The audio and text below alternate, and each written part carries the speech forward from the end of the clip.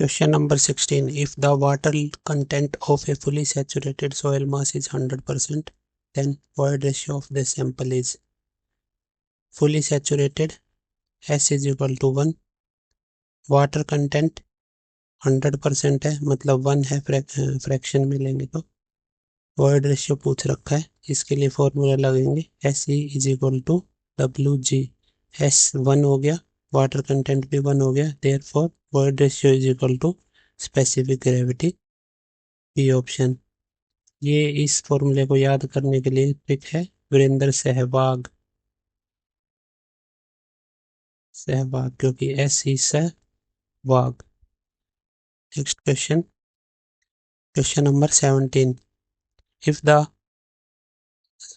Ratio of volume of void to the total volume of soil, volume of void to the total volume of soil, और इसको हम बोलते हैं porosity, तो B option.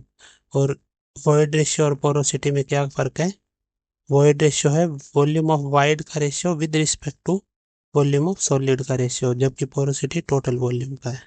Next question, the relative density of a compacted dense sand is approximately equal to. Relative density normally तो हमारा physics में relative density specific gravity होता है, बट सोयल में रिलेटिव डेंसिटी इंडेक्स को बोलते हैं, डेंसिटी इंडेक्स, जिसका दूसरा नाम क्या है? रिलेटिव डेंसिटी, और तीसरा नाम भी है degree of denseness. Degree of denseness, इसका फॉर्मूला क्या है? ID is equal to E max minus E upon E max minus E minimum. E जो सोयल का जिस नेचुरल स्टेट में है उसका लेंगे, ठीक है, void ratio in its natural state, जिस स्टेट का हमें निकालना है डिग्री ऑफ कंपैक्शन। तो जो रिलेटिव डेंसिटी या डेंसिटी इंडेक्स, इसकी रेंज क्या होती है? 0 से 1 होती है। 0 कब होगा? ID 0 कब होगा? ID equal to 0 when numerator 0 हो जाए। न्यूमरेटर 0 होने के लिए E को मैक्स होना पड़ेगा ना, E is equal to E max. This implies soil is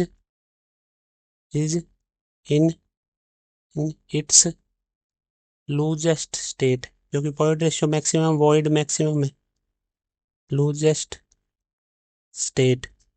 अच्छा, ID डेंसिटी इंडेक्स अगर 1 है तो 1 होने के लिए डिनोमिनेटर और न्यूमरेटर को कटना पड़ेगा, कैंसिल आउट होना पड़ेगा, तो E कब होगा? When E is equal to E minimum. This implies soil is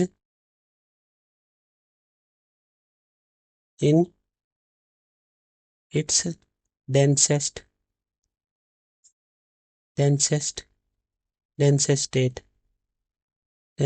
state, ठीक है। तो पूछ रखा है क्वेश्चन में रिलेटिव डेंसिटी बतानी है किसकी? कंपैक्टेड डेंस सैंड, तो ऑब्वियसली वो 1 के करीब होगा ना, कंपैक्टेड है और डेंस है, तो 0.095 experimentally. Next question, 19th question, if the sand is in situ is in its densest state, then the relative density of sand is। densest state में है तो ID क्या होगा? 1 होगा ना, पिछले से ID जो रिलेटिव डेंसिटी 1 होगा जब डेंसेस्ट स्टेट होगी, ठीक है, और रिलेटिव डेंसिटी या डेंसिटी इंडेक्स 0 होगा तब सोयल लूजेस्ट स्टेट में होगी। Next question, which of the following methods is most accurate for determination of water content of soil. Most accurate method अपना ओवन ड्राइंग मेथड है, ये ऑप्शन। और ये ध्यान रखना, ये लैब मेथड है, ठीक है। और one of the quickest method अपना कैल्शियम कार्बाइड मेथड है, क्विक है, क्विक है। और ये फील्ड मेथड है, फील्ड फील्ड मेथड है, ठीक है। But it is not very accurate because इसमें कैलिब्रेशन करते हैं हम। तो इसका ये ऑप्शन हो गया। Next question, for proper field control which of the following methods is best suited for quick determination of water content of the soil. Calcium carbide method, क्योंकि ये फील्ड मेथड है, इसने फील्ड पूछ रखा है और क्विक, तो D option. Next question, a pycnometer is used to determine. Pycnometer किस लिए, किस काम के से हम क्या क्या निकाल सकते हैं? तो पिक्नोमीटर से हम वाटर कंटेंट निकाल सकते हैं एक्सपेरिमेंटली, और स्पेसिफिक ग्रेविटी निकाल सकते हैं, डी। इसको और थोड़ा देखें तो वाटर कंटेंट जब निकालेंगे तब फॉर्मूला हम यूज करते हैं W2 minus W1 upon W3 minus W4 into G-1 upon G-1, ये इंटू 100 अगर परसेंटेज मिलेंगे, ठीक है। और पिक्नोमीटर अपना एक्चुअल में कुछ ऐसा होता है, ठीक है, देखा होगा लैब में। तो इसमें W1 क्या है? W1 है weight of empty pycnometer, pycnometer. और W2 है पिक्नोमीटर का वेट प्लस सैंपल का वेट, मोइस्ट सैंपल का वेट, ठीक है। Weight of pycnometer plus moist sample, ठीक है। W1 क्या था? Empty pycnometer. और W2 क्या था? पिक्नोमीटर, और उसमें मोइस्ट सैंपल है, ये तो सॉलिड हो गया और ये कुछ वाटर हो गया। और W3 क्या होगा? W3 पिक्नोमीटर में अपना जो भी सैंपल था मॉइस्ट था, ऑब्वियसली पानी था, बट उसको फिलअप कर देंगे, फुली फिलअप कर देंगे, ठीक है। और W4 क्या हो जाएगा? W4 हो जाएगा पिक्नोमीटर और वाटर से उसको फुली ओनली वाटर से भर देंगे, तो ये W4 हो जाएगा, ठीक है। और सिमिलरली एक्सपेरिमेंटली जब स्पेसिफिक ग्रेविटी निकालेंगे तो जी के लिए फॉर्मूला यूज करेंगे W2 minus W1 upon W4 minus W3 plus W2 minus W1, ठीक है। ये जी के लिए था, जिसमें W1 क्या है? W1 एम्प्टी पिक्नोमीटर का वेट है। अच्छा, W2 क्या है?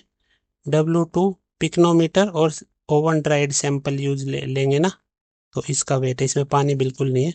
और W3 क्या है? पिक्नोमीटर और अपना सैंपल, और उसको फुली फिल कर देंगे पानी के साथ। और W4 इसमें जो होगा वो पिक्नोमीटर और उसमें उसको पानी से पूरा भर दिया, इसका वेट, ठीक है। ये फॉर्मूले हैं, याद कर सकते हैं हम। Next question, question number 23, Stokes law is valid only if the size of particle is. Stokes law तब वैलिड है, valid valid when size of the particle, diameter of the particle is greater than 0.2 micrometer and less than 0.2 mm। तो 0.2 micrometer यही होता है, 0.0002 mm, ठीक है। तो अगर इससे भी स्मॉलर हुआ तो क्या होगा? ऑब्वियसली स्टोक्स लॉ नहीं लगेगा। बट क्यों नहीं लगेगा? क्योंकि पार्टिकल इतना छोटा हो जाएगा कि वो सेटल ही नहीं करेगा, वो ऐसे ही रैंडमली ब्राउनियन मोशन करेगा, ब्राउनियन मोशन करेगा, ठीक है। और पार्टिकल 0.2 mm से भी लार्जर हो जाए, तब क्या होगा? तब टर्बुलेंट मोशन हो जाएगा, turbulent motion and particle will never achieve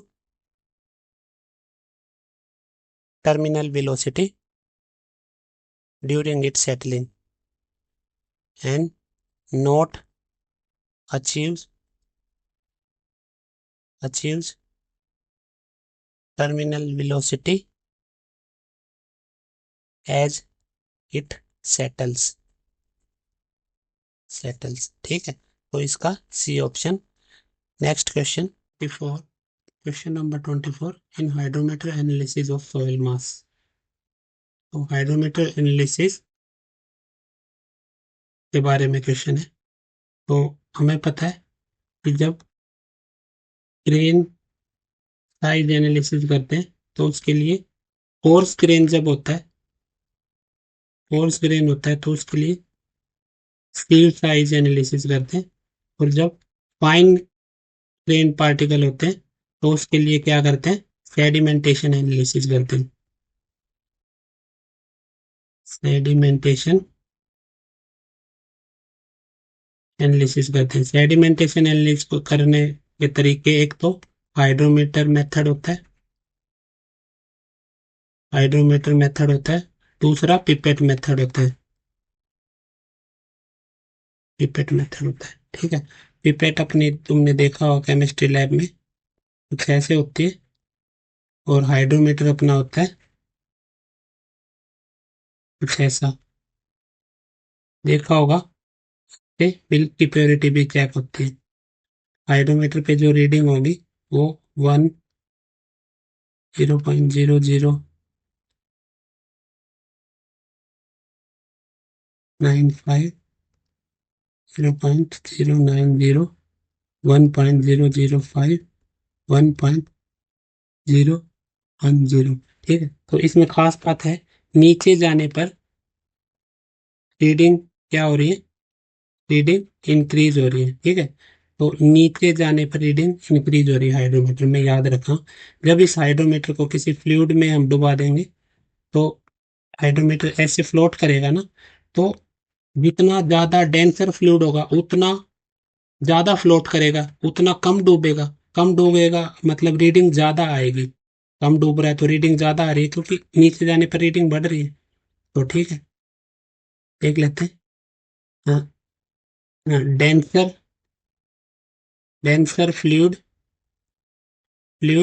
more reading, क्योंकि ये रीडिंग स्पेसिफिक ग्रेविटी की ही तो दे रहा है। मोर, तो स्पेसिफिक ग्रेविटी ज्यादा है ना, तभी तो वो डेंसर है।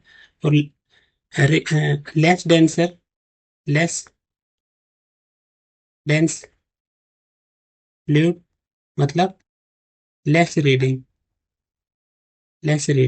ठीक है, तो हमें रीडिंग मिलेगी, इस केस में हमें ये रीडिंग मिल गई, ये 1 और 0.095 के बीच में।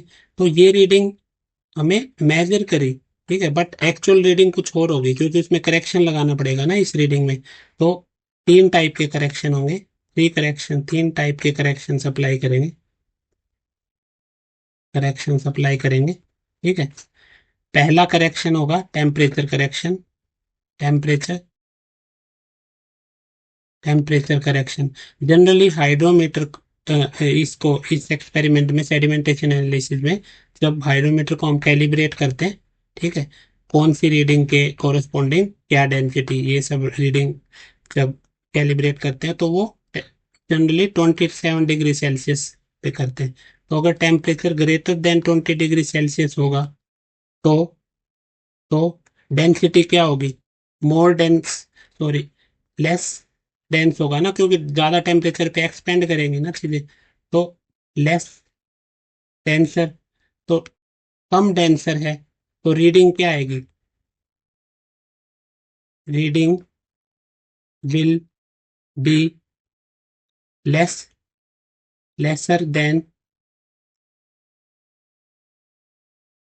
एक्चुअल, क्योंकि हाइड्रोमीटर अपना ज्यादा डूब जाएगा, ज्यादा डूबेगा तो रीडिंग कहीं ऊपर वाली आने वाली, तो कम रीडिंग आएगी। तो रीडिंग को बढ़ाना पड़ेगा ना इस केस में।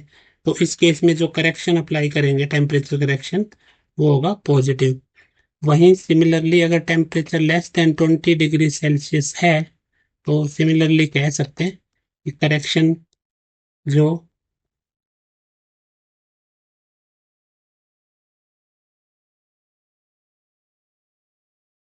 टेम्परेचर ज़्यादा है तो लेस डेंसर है,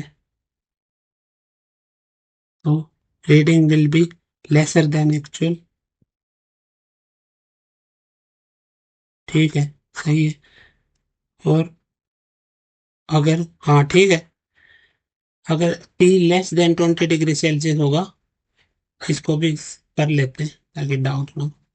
अगर कम है टेम्परेचर तो अपना जो ये सॉल्यूशन है वो उसकी मोर डेंसर होगा, ज़्यादा डेंसर, तो रीडिंग ज़्यादा आएगी, तो उसको कम करना पड़ेगा ना, तो इसलिए इसमें करेक्शन होगा, नेगेटिव करेक्शन अप्लाई करेंगे। ठीक है। Simile next correction, meniscus correction. Meniscus correction, correction जब हाइड्रोमीटर को हम इस पानी और मिट्टी के सॉल्यूशन, जो मिट्टी सिल्टी और क्लेई होगी, उसमें जब डुबाएंगे, ठीक है, तो ये डायरेक्ट सिमिल ऐसे नहीं होगा। तुम्हें पता है सरफेस टेंशन इफेक्ट के कारण यहाँ पे पानी वो हाइड्रोमीटर की वॉल्स के चारों तरफ थोड़ा उठा होगा। ठीक है। तो हम जो रीडिंग अपने नोट ये कर पाएंगे, क्योंकि ये क्या है, ओपेक है ना, क्योंकि इसमें मिट्टी मिट्टी है, तो हम ये रीडिंग लेंगे, बट रीडिंग हमें ये लेनी थी, ले रहे हैं ऊपर वाली रीडिंग, लेनी थी नीचे वाली। तो नीचे तो रीडिंग ज्यादा होगी ना, बट हमें कम मिल रही है, तो हमें ये वाली चाहिए, ये वाली चाहिए, और ये वाली ऊपर वाली रीडिंग नहीं चाहिए। तो हमें कम रीडिंग मिल रही है, नीचे जाने पे रीडिंग बढ़ेगी, मतलब ज्यादा रीडिंग चाहिए, तो अपनी कम रीडिंग में थोड़ा ऐड कर देंगे। तो मेनिस्कस करेक्शन क्या होगी, meniscus correction will be positive always. ठीक है। अब देखते हैं third correction, dispersing agent correction. Dispersing agent correction, dispersing agent क्या होगा, जब पानी में सोयल को डालेंगे, चिकनी मिट्टी या सिल्टी क्ले सैंड को, सोयल को डालेंगे, तब वो लंपी लंपी फॉर्म में होगा ना, अच्छे से, मतलब सारे के सारे पार्टिकल्स अलग अलग नहीं होंगे, तो इसमें डिस्पर्सिंग एजेंट डालेंगे, डिस्पर्सिंग एजेंट डालेंगे, ताकि सारे एक एक पार्टिकल डिस्पर्स हो जाए, जिसकी वजह से, जैसे पानी में नमक डालने से पानी की डेंसिटी बढ़ जाती है, ऐसे डिस्पर्सिंग एजेंट डालने से इसकी डेंसिटी डेंसिटी बढ़ जाएगी। तो जो रीडिंग मिलेगी हमें, वो रीडिंग मिलेगी हाइड्रोमीटर में, वो ज़्यादा मिलेगी, बट हमें एक्चुअल में रीडिंग कम मिलनी थी। तो इसके लिए डिस्पर्सिंग एजेंट करेक्शन क्या होगी, हमेशा नेगेटिव होगी, नेगेटिव ऑलवेज। ठीक है। अब देखते हैं इसका सी ऑप्शन आ जाएगा। मेनिस्कस करेक्शन एडिटिव मतलब पॉजिटिव, और डिस्पर्सिंग एजेंट करेक्शन सब्ट्रैक्टिव मतलब नेगेटिव। ठीक है। Question number 25. The hydrometer method of sedimentation analysis differs from the pipette analysis. Hydrometer hydrometer और पिपेट एनालिसिस जब करते हैं तो ये दोनों सेम सेम प्रिंसिपल पे बेस्ड है, सेम प्रिंसिपल पे बेस्ड है, same principle of test. Principle of test क्या है इसमें, मतलब कॉन्सेप्ट क्या है, कॉन्सेप्ट ये है कि ये पानी है, तो एज जो ज़्यादा डायमीटर वाले पार्टिकल्स हैं, वो उनकी सेटलिंग वेलोसिटी ज़्यादा होगी, कम डाय वाले पार्टिकल है उनकी सेटलिंग वेलोसिटी कम होगी। तो हम इसी इस पोर्शन की हम पार्टिकल डेंसिटी मेजर करते हैं डिफरेंट डिफरेंट टाइम पे। तो जो बड़े पार्टिकल हैं वो जल्दी इस वॉल्यूम से चले जाएंगे ना, बड़े वाले जल्दी सेटल डाउन हो जाए, लेकिन छोटे छोटे बहुत देर तक रहेंगे यहाँ पे, तो मतलब बहुत टाइम बाद इस वॉल्यूम से छोटे पार्टिकल्स गायब होंगे। तो डिफरेंट डिफरेंट टाइम पे इस पोर्शन की हम डेंसिटी मेजर करते हैं, और इसमें रेनॉल्ड स्टोक्स लॉ का भी यूज होता है, क्योंकि स्टोक्स लॉ से ही पता लगता है ना, बड़े पार्टिकल जल्दी सेटलिंग वेलोसिटी होती है उनकी ज़्यादा। तो जो इनका प्रिंसिपल ऑफ टेस्ट है, ठीक है, वो सेम है, बट वो डिफर किस में करते हैं, मेथड ऑफ टेकिंग ऑब्जर्वेशन। क्योंकि यहाँ की हमें डेंसिटी देखनी होगी तो हाइड्रोमीटर को कुछ ऐसे डुबोएंगे, राइट, और पिपेट में हम यहाँ से सैंपल डायरेक्ट ही खींच लेंगे ना, यहाँ से डुबो के, ठीक है। तो इसका B option. Next question, which of the following is a measure of particle size range. Particle size range, एक तो होता है coefficient of uniformity, coefficient of uniformity CU, coefficient of uniformity, जिसका फॉर्मूला है D60/D10। और एक होता है कोफिशिएंट ऑफ कर्वेचर, जिसका फॉर्मूला है D30 का square upon D60 into D10, ठीक है। D10, D60, D30 है क्या, लेट्स, तो D30 क्या है ये देख लेते हैं। D30 is the diameter of that CU, जिससे 30% पार्टिकल्स पास हो जा रहे हैं, तो D30 वो पार्टिकल, वो सीयू का साइज है, ठीक है। तो जो सीयू है, coefficient of uniformity is major of particle size range, ठीक है। और coefficient of curvature is a measure of shape of particle on distribution curve, shape of particle, ठीक है। तो इसका बी ऑप्शन आ जाएगा। Next question, question number 27, which of the following statement is correct. Uniformity coefficient represents the shape of the, नहीं, uniformity coefficient जो कि CU है वो रेंज बताता है ना, range of particle on distribution curve, ठीक है। फॉर, ये गलत हो गया ना, for well graded soil both uniformity coefficient and coefficient of curvature R nearly unity, नहीं, हमें पता है जब CU 1 होता है तो वो यूनिफॉर्मली ग्रेडेड सॉइल होती है। यूनिफॉर्मली ग्रेडेड सॉइल वो होती है जिसमें पार्टिकल्स सेम साइज के होते हैं। तो ये कह रहा है वेल ग्रेडेड होता है, नहीं, a soil is said to be well graded if it has most of the particles of about same size के, मतलब यूनिफॉर्मली ग्रेडेड है। बट ये कह रहा है वेल ग्रेडेड है, वेल ग्रेडेड में तो सारे साइज के पार्टिकल होते हैं, ये वेल ग्रेडेड है, वेल ग्रेडेड है, तो ये भी गलत है, इसका ऑप्शन डी है, कोई भी स्टेटमेंट करेक्ट नहीं है। Next question 28, uniformity coefficient of soil is, uniformity coefficient CU जो कि होता है D60/D10। अब देखो D60 क्या होता है, D60 वो सीव साइज जिससे 60% पार्टिकल्स पास हो जा रहे हैं, और D10 क्या है, D10 है वो सीव साइज जिससे ओनली 10% पास हो रहे हैं।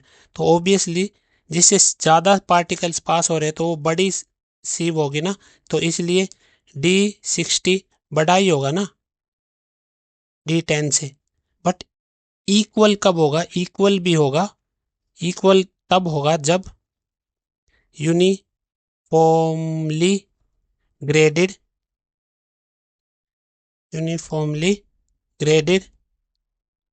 ग्रेडेड सोयल है। तो यूनिफॉर्मली ग्रेडेड सोयल में सब कुछ बराबर हो जाता है, D10 will be equal to D30 is equal to D60 is equal to D61, ठीक है, तो उसमें सारा इक्वल है, तो इसमें डी ऑप्शन, क्योंकि 1 से तो बड़ा होगा ही, क्योंकि D60 हमेशा बड़ा होगा ना, हाँ, बट इक्वल भी हो सकता है स्पेशल केस में जो यूनिफॉर्मली, तो इसलिए डी ऑप्शन।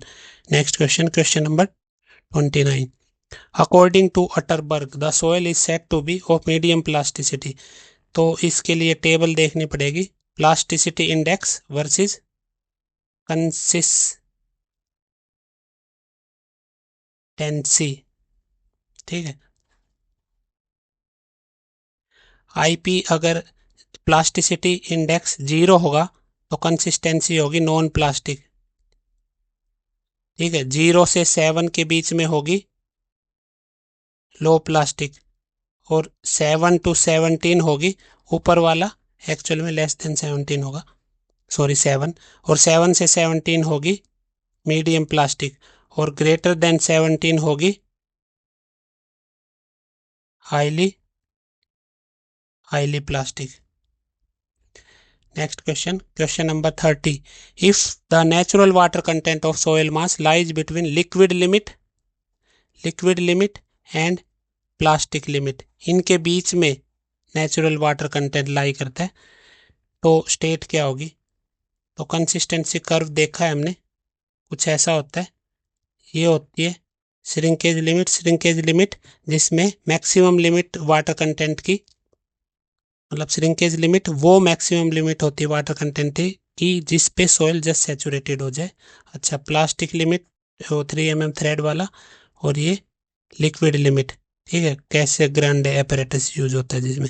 ठीक है, तो ये क्या होता है? सॉलिड पोर्शन, और ये होता है सेमी सॉलिड पोर्शन, और ये होता है प्लास्टिक पोर्शन, और ये इसके आगे लिक्विड लिमिट से आगे लिक्विड पोर्शन। तो लिक्विड लिमिट और प्लास्टिक के बीच में सॉइल की स्टेट क्या होती है? Plastic state. तो इसका बी ऑप्शन आ जाएगा। Thank you.